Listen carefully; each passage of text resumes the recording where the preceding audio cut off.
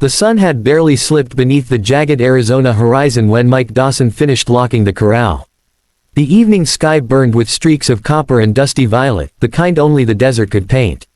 He had lived on this ranch for years, too many, maybe, ever since his father died and left him the land, the debts, and the quiet. Mike didn't mind the quiet. It kept him distracted from the memories he didn't want to revisit. He was headed back toward his cabin when he heard drunken laughter rolling up the dirt road. A wagon approached, swaying like the men riding it had lost the battle with whiskey long before sundown. Mike recognized them, local ranch hands and troublemakers who hung around the saloon more than their own homes. He cursed under his breath. The last thing he wanted was their foolishness near his property. "Evenin', Dawson," one of the men shouted, grinning as if he carried news worth celebrating. Mike stood still, jaw tightening. "Evenin', what are you doing out here?" The wagon stopped in front of his gate, dust swirling around the wheels. Two men jumped down, barely able to stand straight. Then Mike noticed her. A tall Apache woman stood beside the wagon, hands tied but posture unbroken.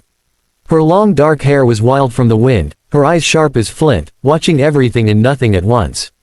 She didn't flinch, didn't speak, didn't plead. She stood like a pillar carved from the desert itself. One of the men slapped the side of the wagon and laughed. "We brought you a gift, Dawson. Figured you could use some company. They said she's one o' the Apache strays caught wandering near the mines." Mike's stomach twisted with disgust. "Untie her. Now." "Oh, come on," the man insisted. "It's just a joke. Thought you'd loosen up for once." Mike stepped forward, voice low and dangerous. "I said, untie her." The laughter died instantly. The men exchanged looks, muttered a few curses, and cut the ropes before stumbling back into the wagon. As they rode away, their laughter returned, echoing across the desert like a bad omen. Silence settled. The woman didn't run, didn't move. She just stared at Mike with steady, unreadable eyes. The firelight from the cabin flickered across her face, revealing exhaustion, hunger, but no fear. "You can come inside," Mike said quietly. "I'm not like them." She waited a moment, as if measuring the truth in his voice, then followed him toward the cabin. Inside, the air was warm, smelling faintly of old wood and coffee grounds. Mike set a cup of water on the table. She took it, drinking slowly, still watching him. Finally, she spoke. Her voice was calm, steady, almost unsettling in its certainty. "We're alone," she said. "Let's do what's necessary." The words froze Mike where he stood, not seductive, not fearful, but practical, resolute. Spoken like someone who had survived too much and didn't have the luxury of hesitation. Mike nodded slowly, realizing she wasn't asking for anything except safety, warmth, and respect. And he intended to give her all three. The cabin crackled with soft firelight, shadows shifting across the wooden walls like restless spirits. Mike added another log to the hearth, stealing a glance at the woman, Nayland, she would later tell him, who sat quietly at the small table. Her eyes followed every movement he made, not with suspicion exactly, but with calculation. Like someone who had learned long ago that trust was a dangerous thing. Mike cleared his throat. "I'm heating up stew. Not much, but it's warm." She gave the smallest nod. No emotion, no gratitude, just acknowledgement. But even that was something. The pot began to bubble, filling the room with the smell of beans, pepper, and whatever else Mike had thrown in earlier. He ladled 2 bowls and placed one in front of her. She examined it carefully before taking a cautious sip. Only then did her shoulders lower slightly, as if the warmth reached a place inside her cold for far too long. They ate in silence. Outside, the wind scraped across the desert like a warning. The cabin creaked, old wood settling as the temperature dropped. Mike watched Nayland set her spoon down carefully, her posture still perfectly straight, her hands steady despite everything she had endured. "You can sleep on the cot," Mike offered. "I'll take the floor." "No." Her voice was firm, not harsh. "I sleep by the door." Mike frowned. "It's cold there." "Cold is not my enemy." The simplicity of the statement sent a chill through him. She stood and walked to the door, inspecting the latch, the hinges, the cracks where moonlight bled through. She was calculating every possible threat, every weakness in the structure. Mike realized this wasn't just habit, this was survival. He leaned against the table. "You're expecting someone to come after you." Nayland didn't turn. Not expecting. Knowing. That answered more questions than it created. Mike wanted to push further, but something in her rigid silhouette told him to wait. So he returned to the fire, poking at the embers until sparks flew like fireflies. Minutes stretched long and heavy. Finally, she spoke. "Your men," she said quietly, "the ones who brought me here, they think they did something amusing. What they really did was bring danger to your doorstep." Mike stiffened. Danger. Nayland faced him now, her expression calm but edged with exhaustion. "The men who held me don't laugh. They don't play jokes. They don't forgive." A cold knot twisted in Mike's stomach. Who are they? Men who trade people like cattle. Men with no homeland, no honor. They move in shadows, through borders. And they want me back. Mike felt anger rise in him, not at her, but at what she'd endured, at the idea of someone chasing her like prey across the desert. "You'll be safe here," he said quietly. For the first time, Nayland looked directly into his eyes, really looked. There was no softness in her gaze, only a hard truth forged by survival. "No one is safe," she whispered. "Not yet." Outside, a distant howl echoed across the plains, coyote or something worse. Inside, their uneasy alliance formed in silence, two strangers bound together by a threat neither fully understood yet. Morning arrived quietly, the kind of dawn that felt hesitant, as if even the sun was unsure it wanted to face the cold desert air. Mike woke on the floor with a stiff back, but he didn't complain. He turned his head toward the door, and found Nayland already awake, already standing, already listening. She hadn't slept at all. Her posture was alert, tense, as if she expected the world to crack open at any moment. Mike rose slowly. "Coffee," he offered, rubbing the sleep from his eyes. Nayland didn't move. "They're close." Mike blinked. "Who?" She gestured toward the window with the slightest tilt of her head. He stepped forward and peeked out. Nothing but open land, low brush, and the faint golden glow of early light. "I don't see anything," he said quietly. "You won't," she replied. "Not yet, but I feel them." Mike set the kettle on the stove. "You should tell me who's after you. I can't help if I don't understand." Nayland hesitated, actually hesitated, something she hadn't done since the moment she arrived. She sat at the table, folding her hands in front of her with soldier-like precision. She looked exhausted, but determined. "They captured me 3 days ago," she began. "Near the edge of our land. There were 6 of them, 2 white men, 4 Mexicans. They carry no flags, no loyalty. Their business is people." Mike swallowed hard. "They planned to sell me across the border. High price for an Apache girl," they joked. Her voice didn't crack, didn't waver. But her eyes flickered with a memory she wished she could bury. "I waited, watched, studied them. Eventually, one fell asleep. I escaped before dawn." Mike's hands curled into fists. "You walked all the way here?" he asked. "No," she answered. "I ran, hid, doubled back. I survived, but I did not outrun them." She lifted her gaze to the window again, jaw tightening.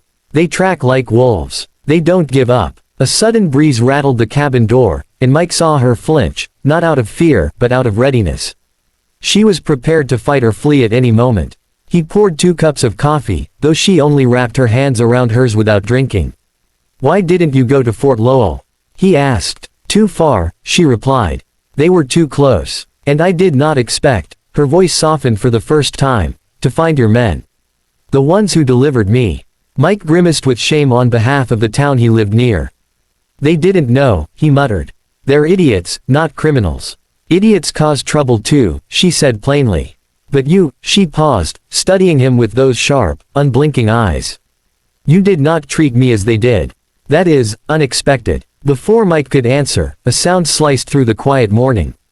Hoofbeats. Soft at first, then growing. A cold tension snapped through Nayland's body. "They're here." Mike grabbed his rifle off the wall. Not because he was eager, but because in that moment, the responsibility became real. Heavy. Unavoidable. He looked at Nayland. "Inside. Now." She shook her head. "No. We face them together." The hoofbeats grew louder, clearer, closer, multiple riders. Dust lifted on the horizon. Mike's heart pounded, but his voice stayed steady.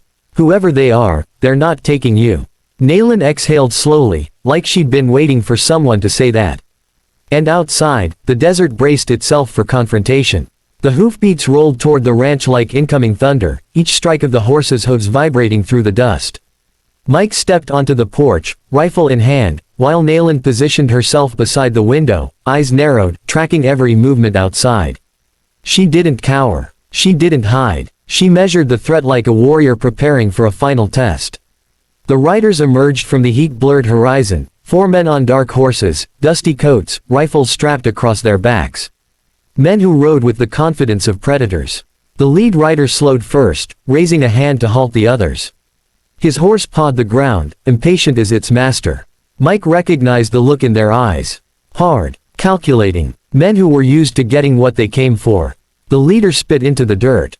"Mornin', Dawson." Mike didn't answer. "You've got something that belongs to us." The man's voice was slick, almost polite, but dangerous underneath. "An Apache girl. She escaped our camp." Mike's jaw tightened. "No one here belongs to you." The man smiled, but his eyes stayed cold. "She's valuable. We got buyers waiting. All we need is for you to hand her over." Quiet like. "No." The word left Mike's mouth before he even thought about it. Nayland watched through the narrow slit between the curtains. She noted the weapons, the spacing between the men, their horses' restlessness. No fear in her, just strategy. The leader leaned forward in his saddle. "Maybe you didn't hear me right. That girl ain't worth dying for." Mike leveled his rifle. "Neither are you." A tense silence hung in the air, thick as desert heat. The other riders shifted, hands twitching near holsters. The leader exhaled slowly, studying Mike like a man reconsidering his approach. "You're making a mistake," he said calmly. "We're businessmen. We settle things easy when folks cooperate." Mike didn't lower his weapon. "Ride away." A shadow crossed the leader's face, pride wounded, patience thinning. "You think you can stand in our way? We know her tribe. They'll pay too. One way or another, that girl's profit." Inside, Nayland clenched her jaw to keep from reacting. She had expected violence, but hearing the man speak so plainly, as if she were livestock, stirred a fire inside her she fought to control. Mike stepped forward, voice steady. "Last warning. Leave." This time, the leader's smile disappeared completely. He motioned to the man beside him, who rested a hand on his rifle. "We'll be back," the leader said. "With more men. And when we return, you won't have options." "We'll be ready," Mike replied. Another pause. Then the men turned their horses, kicking up a cloud of dust as they rode off. Slow at first, then faster, disappearing back into the desert. Mike lowered his rifle but didn't relax. Nayland stepped out from the cabin, standing beside him. "They will return," she said.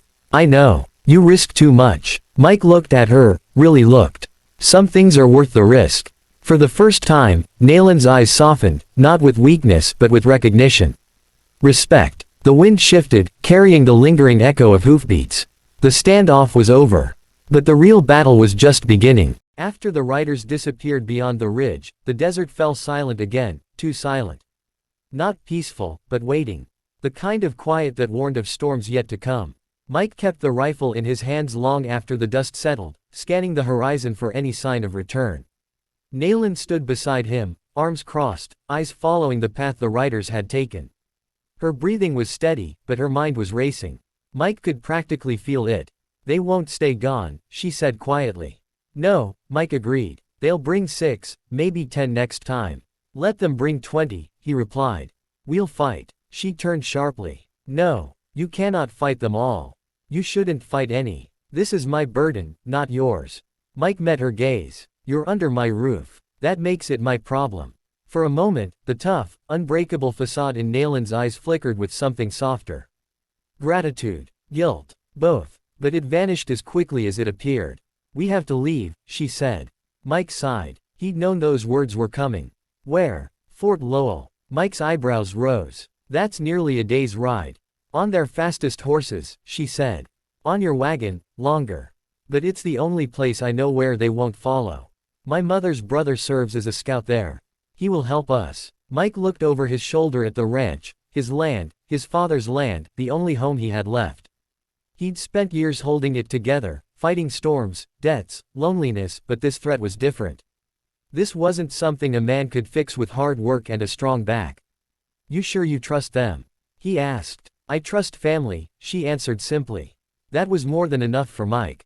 They moved quickly. Mike hitched his 2 strongest horses to the wagon, tossing in supplies, dry bread, beans, a small barrel of water, ammunition, blankets. Naylin assisted without needing instruction, her movements efficient, purposeful.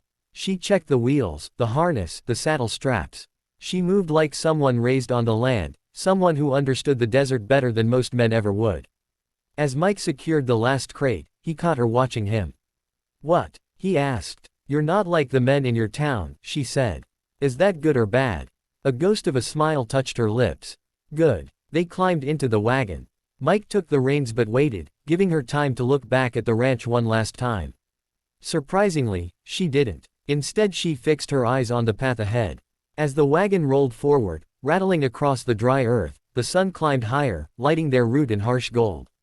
Hours passed. The land shifted from flat plains to low hills scattered with mesquite. Naylin finally broke the silence. "You didn't have to help me." Mike kept his eyes on the horizon. "Someone had to." She studied him for a long moment. "You may not understand this now," she said softly, "but what you've done, it means more than you think." He didn't answer. He didn't know how. The desert wind picked up, blowing sand across the narrow trail. Behind them, far in the distance, dust clouds began to rise, small at first, then spreading wider. Naylin saw them first. "They're coming," she whispered. Mike snapped the reins. The horses surged forward. The real escape had begun. By the time the wagon neared the low ridge overlooking the foothills, the sun had dipped behind a blanket of clouds, turning the desert into a gray, tense landscape. Mike could hear the pursuers behind them, far but closing. The horses were exhausted, their breaths coming out in hard bursts, hooves kicking up tired sprays of dust. "We're close," Naylin said, pointing ahead.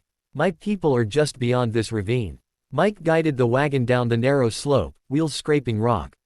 The path opened into a wide stretch, where several Apache huts stood among juniper trees. Smoke rose from small fires. Figures moved quietly between them, warriors, hunters, elders. As soon as they spotted the wagon, a sharp call rang out. Within seconds, warriors approached, bows raised, rifles glinting. Naylin stood tall in the wagon, raising her hand. "Shi-a Naylin, Dibbe Lijani Dine," she called out, her voice strong, steady. The warriors stopped instantly. Recognition shifted through the crowd. An older man with braided silver hair stepped forward. His gaze swept from Naylin to Mike, pausing slightly on the rifle beside him. But there was no fear, only assessment. "Naylin," the elder said in a deep, quiet voice. "We feared you gone." Naylin stepped down from the wagon and touched her forehead to his briefly. "Uncle." Mike felt tension melt from her shoulders for the first time since he'd met her. The elder then turned toward Mike. His stare was sharp but not hostile. "You brought her here." Mike nodded. "She needed help. She always did things her own way," the elder muttered, almost fondly, before signaling two young warriors. "Take the horses. Bring water." As Naylin explained everything in her language, the capture, the escape, the men pursuing her, and Mike's role, more Apache chiefs gathered.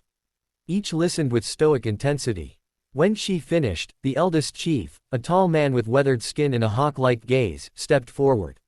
He studied Mike in long, deliberate silence. Finally, he spoke. "You protected one of ours." Mike swallowed. "Anyone would have." "No," the chief corrected firmly. "Most would not." Another chief added, "Many look at us and see enemies. You saw a woman in danger." The words humbled Mike more than he expected. But before he could respond, a scout rushed into the circle, breathless. "Riders," he said in Apache, pointing west. Even without understanding the language, Mike felt the shift in energy. The air sharpened. Naylin stiffened. "They found us." The chiefs exchanged quick glances. Plans formed without words. The eldest chief turned back to Mike. "You brought danger with you. But you also brought her home." He stepped closer, eyes intense. "So we give you a choice."